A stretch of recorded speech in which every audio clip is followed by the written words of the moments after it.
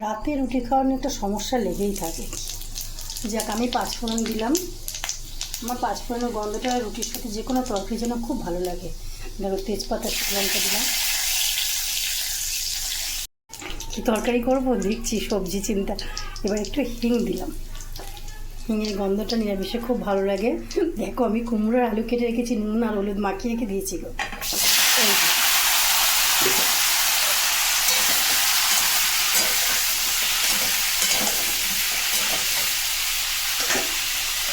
ওটা দেওয়ার জন্য আমি টমেটো, কাশ্মীরি লঙ্কাগুলো, হলুদ, আদা কুড়ানি, জিরে ধনে সব আমি ভিজিয়ে রেখে দিয়েছি।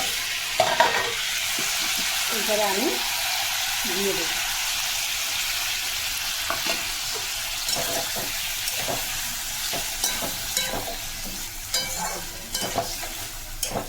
এটা একদম আস্তে আছে হবে, এতেই গলে যাবে আমার তরকারি। দেখো বন্ধুরা, আমার তরকারিটা হয়ে গেছে। আমি চাপা দিয়ে দোকান করে আসলাম, জানো, আস্তে করে দিয়ে চাপাটা দিয়ে একা হাতে সংসার সবই আমাকেই করতে হয়। তাও কাছাকাছি দোকানটা বলে ঝট করে গিয়ে দোকানটা করে আসলাম, নাহলে বৃষ্টি তো নেমেই গেছে। যাক বন্ধুরা, এটা রাতে রুটি খাওয়ার জন্য করলাম।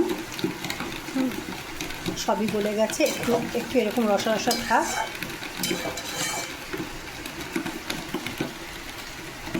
দেখো কত সুন্দর লাগছে, দেখেছো?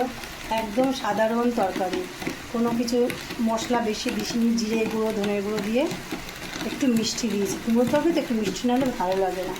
হিঙের ফোড়নটা, পাঁচ ফোড়নটা গন্ধটাই খুব সুন্দর লাগছে।